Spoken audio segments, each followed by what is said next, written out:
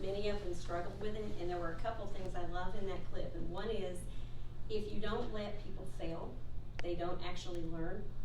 We have to let our kids fail. And I'll be honest with you, as we do these instructional shifts, a lot of your very gifted students, this takes them time because they do not want to be wrong. And so to get to that culture in your classroom where students are willing to fail is one step in this process. And we didn't give them the opportunity to figure things out, which is what scientists actually do. I hope you paid attention to that because you're going to be doing that in just a few minutes. All right, here's what science teachers are still trying to figure out so that you know. These standards are much more robust. They honestly are. Even with the implementation guide, we are still having to look and reread and reread. So if you came into, and Wendy watches us do this, we are constantly pulling that thing back out and reading it. How deep are we supposed to go? How far are we supposed to go? Where did they go in the level before us when this particular thing was taught? Where do they have to go next? Organizing units, I think, is a struggle. We are not at a point where you're going to walk in a classroom and every single science lesson will look like this, but one of the jobs I want to do today with you is make sure when you do go in to evaluate teachers or to observe your science teachers that you sort of understand where they are at in this process and where they should be moving. You should see the use of phenomenon, but you may not see it every day. There are different types. So for example, I'll be doing an anchor phenomenon next week, and that's to anchor an entire unit. So if Ms. Cohen comes in and observes me next Tuesday, she would see a phenomenon in use. If she comes in on another day, she may not see that phenomenon in use, although we should constantly be referring back to it as we go through there. We're very concerned about the TN Ready assessment. For science teachers, we do get scores this year. It won't count on achievement, but it does count on growth. And so I realize that it doesn't count on your schools, but it counts for your teachers, and most importantly, it counts for your kids. But this is right. I can tell you as someone who has a science background and has been here through this whole process, we have finally gotten science education right in Tennessee. This is trying to teach kids how scientists actually think and figure things out. So I'm very excited for them, but it will take time. All right, so what happens in the classroom? So in the classroom, a reason to start with a phenomenon is because it kind of puts everyone on the same playing field. You may have some kids that have some prior background knowledge, you always will, but for the most part, it kind of starts everyone out on the same playing field because they're all trying to figure something out.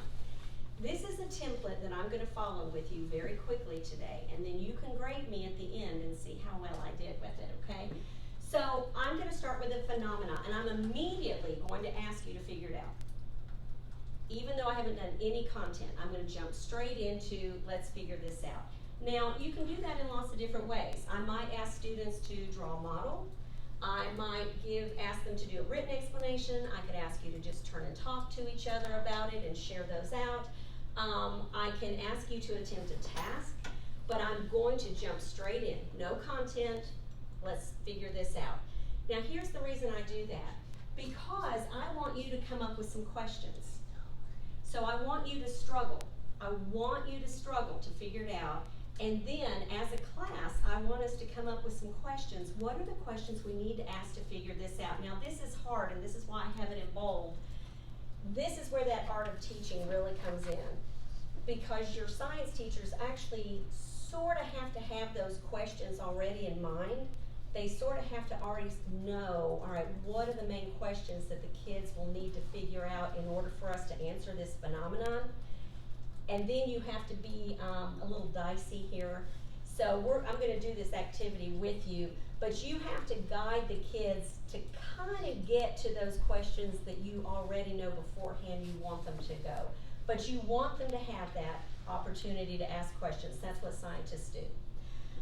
And then we're going to explore the content. So notice we're going to do activity first. We're going to immediately try to figure something out, and I haven't told you anything. I haven't told you anything. And we're going to jump into here. And this is where, you know, teachers, you're going to see different things as you go in their classrooms. Please, especially elementary school, I don't teach elementary, but the teachers tell me they have very little time for science. And I would, Dr. Simon, can I come back and do a whole advocacy piece on that? No, you don't want me to? As long as we can preview your ad. Okay. I will say there's research out there that shows that when we de-emphasize science and social studies in the elementary school levels, that's when we saw the reading scores flatline. And I will also tell you that I hope it goes away, but there was some legislation that was introduced to do away with the K-1-2 science and social studies standards, and I hope that quietly goes somewhere, because that would be a huge step back. So you may go into an elementary school classroom and maybe all they're doing that day is just one of these little pieces. You might walk in and see one little piece that they're doing.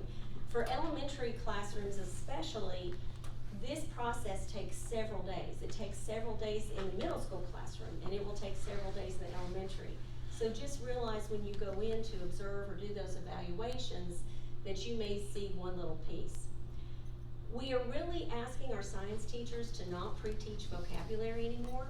That may be a shift for you because the kids don't have anything to connect the vocabulary to.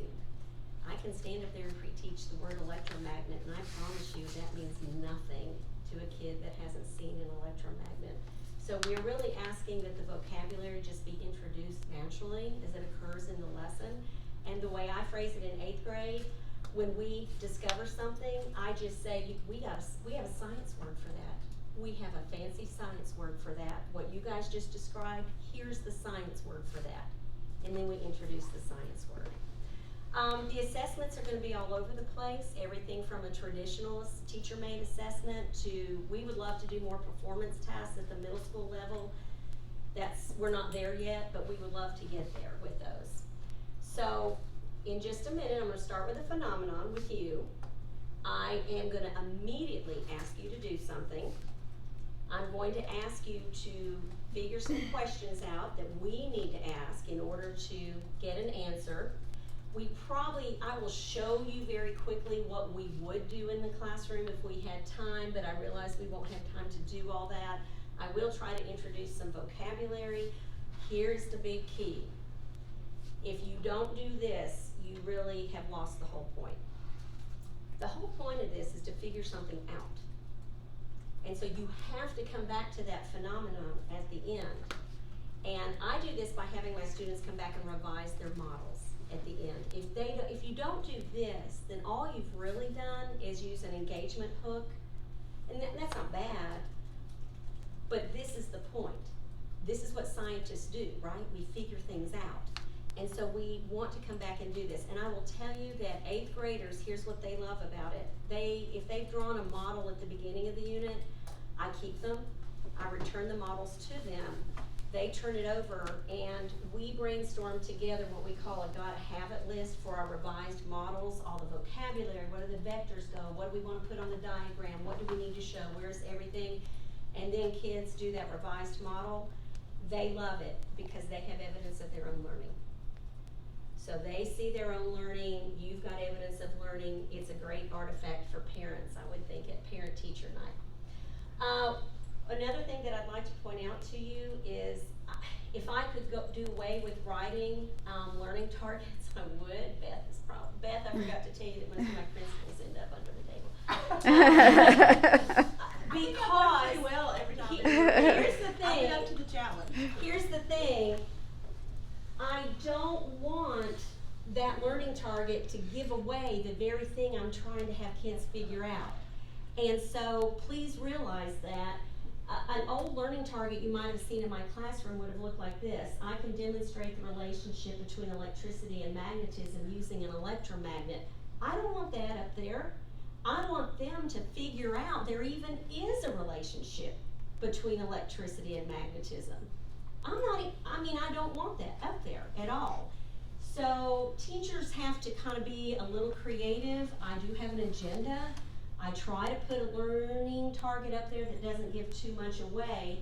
There is a STEM teaching tool that specifically addresses this issue, and it addresses it not only for teachers, but it addresses it for evaluators and administrators and even district administrators, so you sort of understand why teachers aren't going to have this very specific learning target up there anymore. And I think the math teachers also have done something similar, as they moved into their math tasks. They want to avoid giving away the very thing that you're asking the kids to do. So a learning target for the lesson I'm going to do with you today, which is a 3rd grade lesson, so Mr. Daffett, pretend you're a 3rd grader, might be something like this. Here's a couple that you might see on a given day. I can develop questions to figure out why a light strand is not functioning. I can describe the relationship of the components in a flashlight system. I can model how electricity flows in a system. So you have to be a little bit, because you want the kids to do the figuring out. I don't want to just tell them. Although I do rescue them. They say, when are you going to rescue us? I do rescue them because I don't want productive struggle to go into just tears of frustration. So, all right, you ready? You're 3rd graders. Are you excited? I'm excited for you. Here, so I'm going to start right through the process. So a friend comes over to your house and is upset that the lights on a strand of holiday lights aren't working anymore. His family can't finish decorating until the lights are fixed, and your friend asks you, why do some holiday light strands stay on when a bulb burns out, but others don't? So that's what we want to figure out. We want to be able to answer that question at the end of our lesson. Right? So let's figure this out. Let's figure this out. So the first thing I'm going to do to help you figure this out is I brought some light strands in, and I've got some different ones, and I thought that we would do a few things. Now, I always lose that, okay? I mean, like, I won't be able to find it in a minute. All right, so here comes a light strand, and this is a system. I know it's a system, and I'm going to let Miss Cohen, she can hold that in. There you go. All right. Okay, so here we go. Why is this a system? Go ahead, start, or I'll call on you. Come on. It's working together. It's working together. What are the parts of it? What's in my system? It's got a battery. What else? Wires. It's got wires. What else? It's got a switch. It's got a switch. What else? Lights. It's got lights. It's got a little decorative thing there. Okay. All right. So this is a super easy system, and these things have to work together in order for this to function, right? Okay. Now. Don't do it, Marcia. Don't. Oh my gosh. I'm kidding. Go. Oh, okay. All right, so I'm going to, and you know, with 3rd graders, I mean, you would let them get up close to this and personal, you know, gosh, they're 3rd grade kids. Let them turn the switch off and on, let them check out the batteries, let them check out why are those batteries in, they're not all lined up the same way, what's going on with that, what are those little, what's that little minus and plus, oh my gosh, I could just say 3rd graders all day. All right, but I'm gonna cut this right here. And you're going to make a prediction. What's going to happen when I cut this? So I think the light is going to stop right where your scissors are. So there will be no light going from your scissors down to the end. Okay, but there will be light on this side. Oh, I don't think so. You don't Actually, think now let me go back. I don't know. Now my prediction is there's going to be no light at all because you have completely broken the system. I broke the system. And I love that because that's what a 3rd grader would say, right? So now here's the thing that you need to know. Good role playing. So here's the thing that you need to know. When I did this lesson the very first time, and I went to General Dollar and I got the cheapest lights, something happens every different time. So when I taught other teachers to go facilitate this lesson, they were cracking up. I don't even know what's going to happen, is what I'm telling you. It depends on the brand, the bulb, and all this stuff. I don't know. I've never cut this one before. Okay. All right, so that still is split. Okay, that's not, but this is. Well, that was interesting. Okay, that was interesting. But now that had a battery in it. I wonder if it's different if I have a light strand that's, instead of a battery, what if I have a light strand that is plugged into the wall over here? So now here's the other thing. Everybody worries about this. You should have seen the faces on the 3rd grade teachers. So Dr. Loudermilk,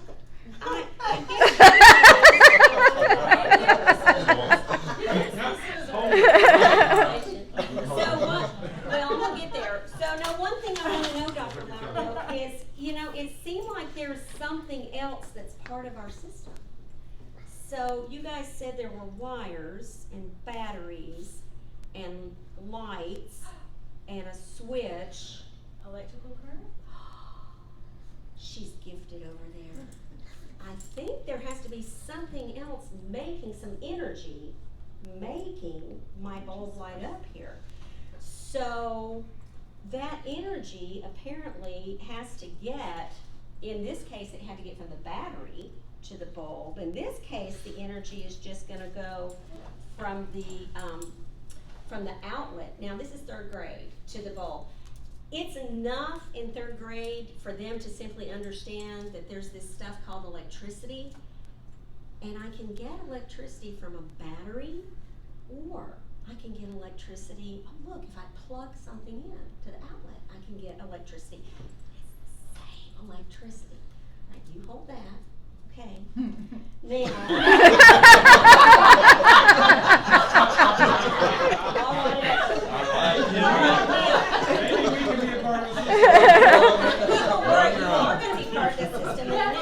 Alright, now, people worry, I don't know, this might be a good time with 3rd graders to go, did I ever do this?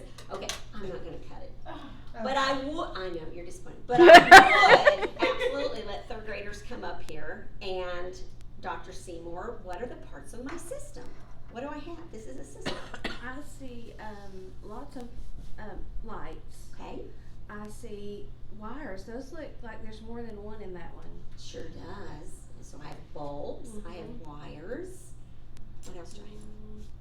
Well, you have electricity or power. Something's making it work. Something's making it work, and so power is fine. We can call it power, we can call it, you know, it is electric current, but again, we're just figuring this out. I'm gonna take a bulb out, and I want you to make a prediction about what's going to happen to my system.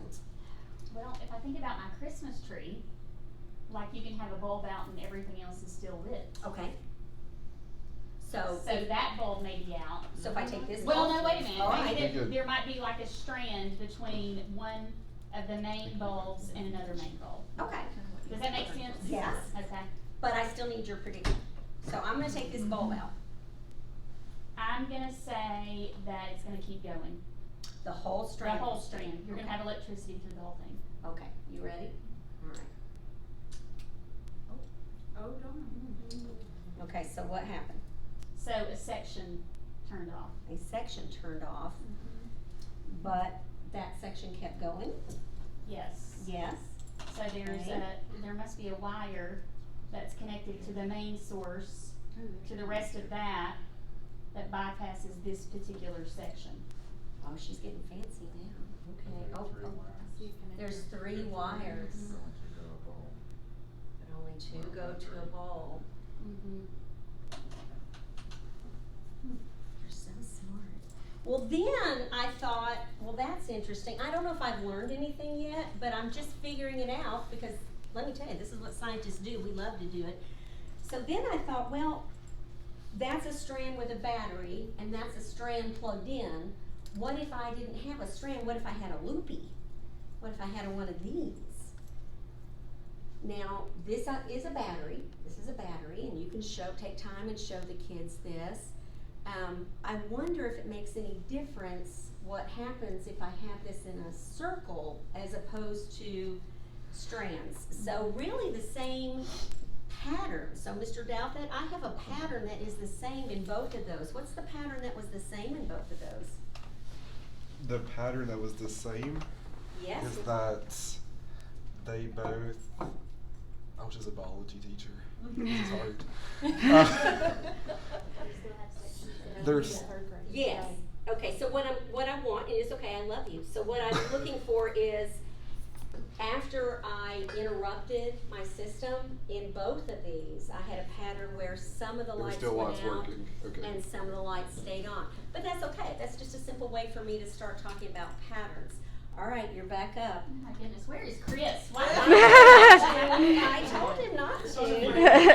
Here we go. Okay, So, let me tell you, and this was cute. I'm watching my time because I know I gotta get through this. This was cute. 3rd grade teachers They were. got upset about this. They're cute. Okay, I'm ready. I'll cut it. I don't know. I'll cut it right here. What's gonna happen? I'm not sure because the other, like that had 3 different plastic strands that were going. This just has 1, or maybe there's 2. I'm gonna say it's gonna completely cut off, cause you're gonna interrupt the entire thing. But it's connected on both sides, so that makes me think it might actually stay on. I don't know. So if I cut it, when we say you might interrupt it, what's the it that I'm gonna The interrupt? flow of electricity. The electricity, the power, Yes. right? So somehow, again, it's 3rd grade, I'm perfectly comfortable if they wanna call it power right now, that's fine. Alright, so we'll just cut this, and there we go. And, so Mr. Douthit, what about our pattern? The pattern is still the same. The pattern is still the same.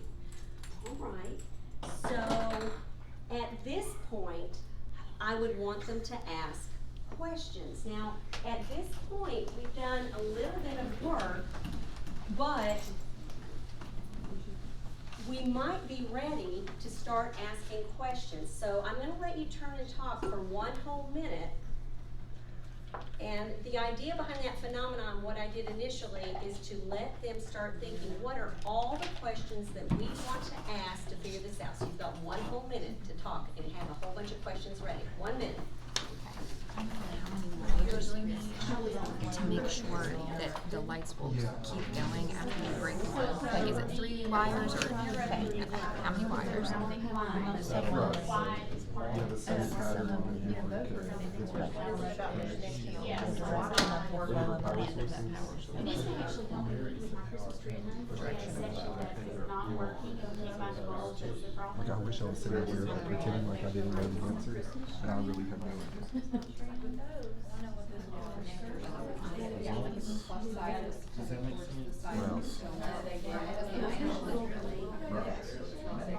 Does it matter? Bulb make a difference? Bulbs?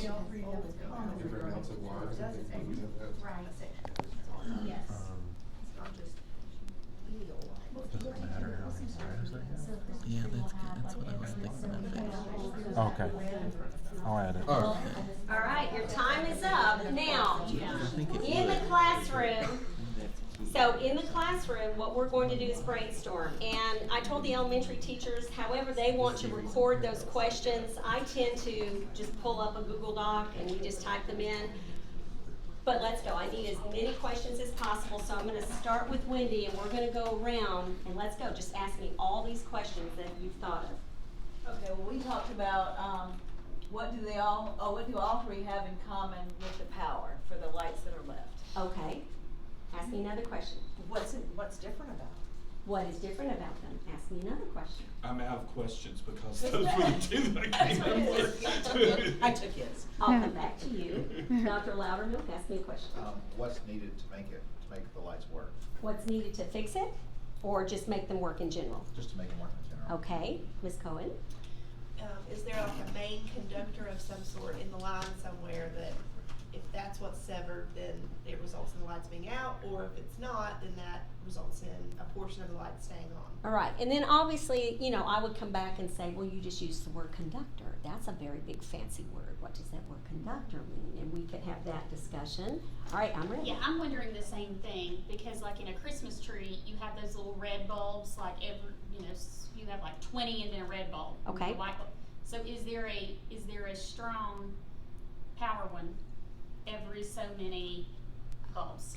So what you're asking is, are all those bulbs exactly the same, or is there something Is there a different pattern? And like if about, like every yes, I 10th love one is that. something different. Ask me a question. On the long strand of Christmas lights, I noticed that where the lights went off, there was an oblong connector on the wire. Okay. I wonder what that connector is doing. Okay.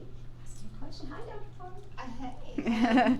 Well, I was wondering if on the necklace, if they truly were both connected to the power source. Okay. Inside that little box.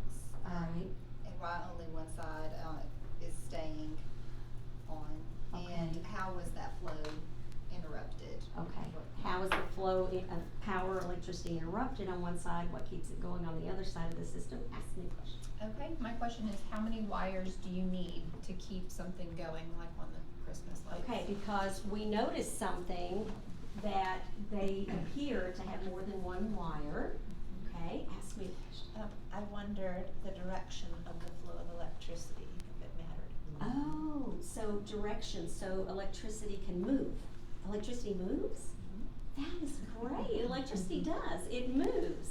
And which sets it up beautifully, because guess what? In 8th grade, we have to talk about the difference in electric current and static electricity. So we need to establish that in elementary school, that electric current is those electrons that are moving. Ask me a question.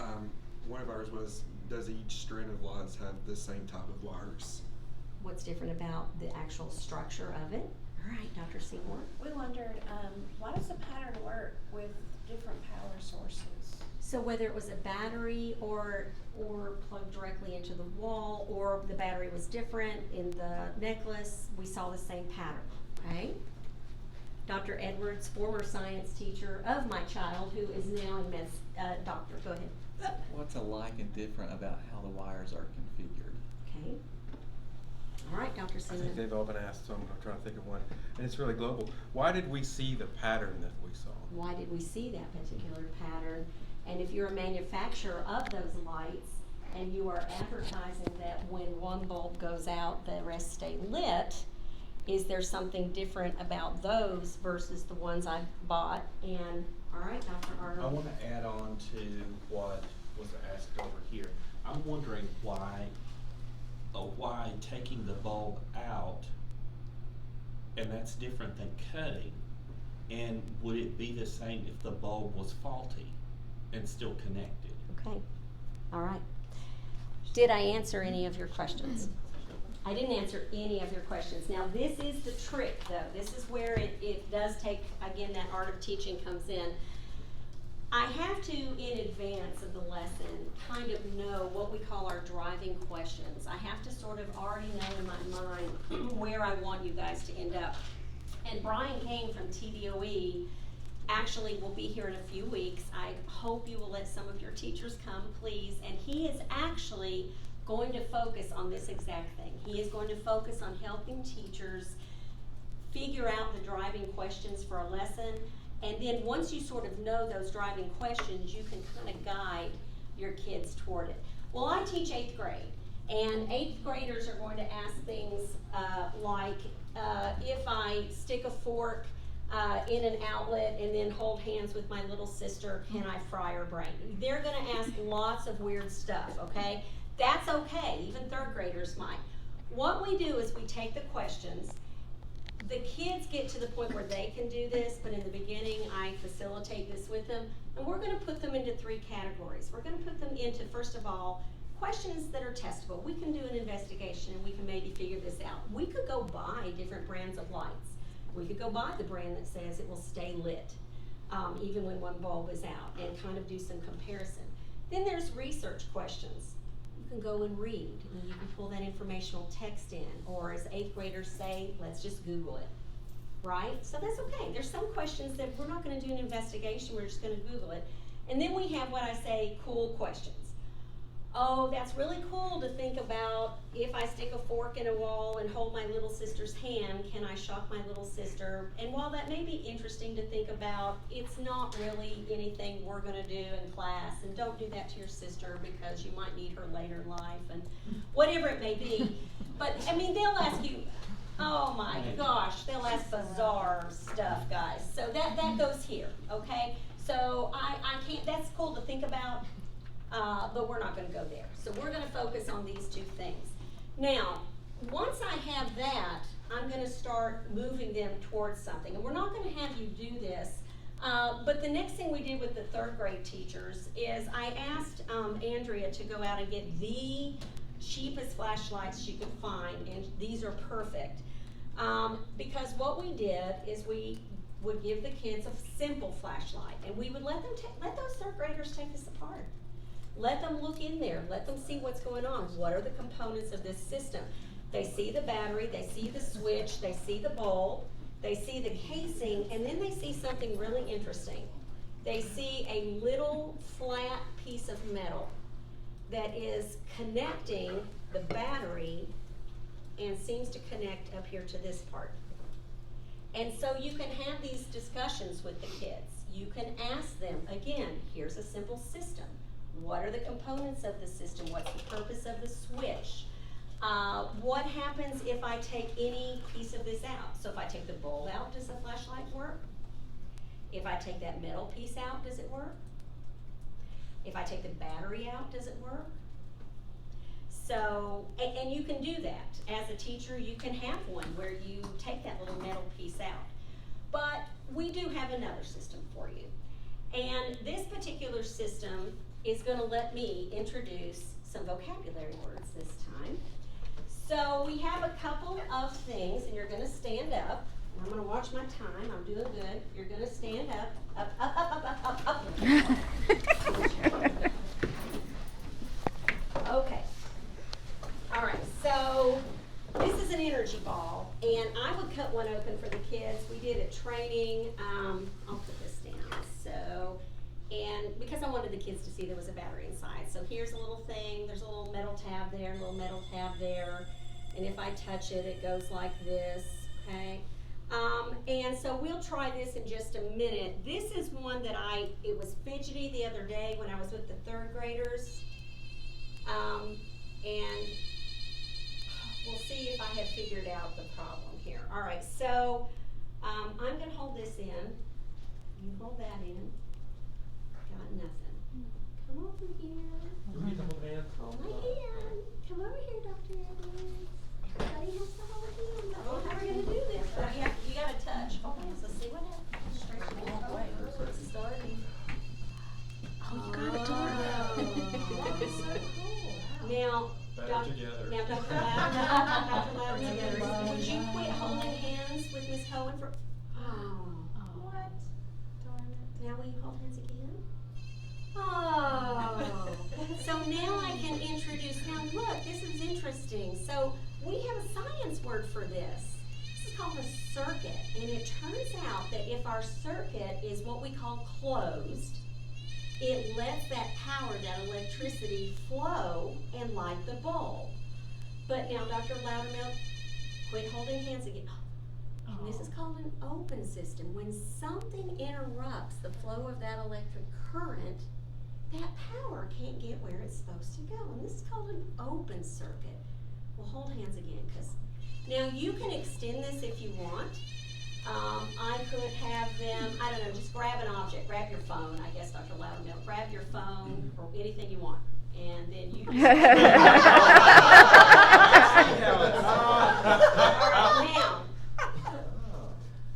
Now the reason I had them do that is this, because there's a misconception. I don't want elementary kids to hear open circuit and think that that always means that I've cut something. I'm going to have to open the circuit, Jennifer. So you notice that even though everyone is holding hands,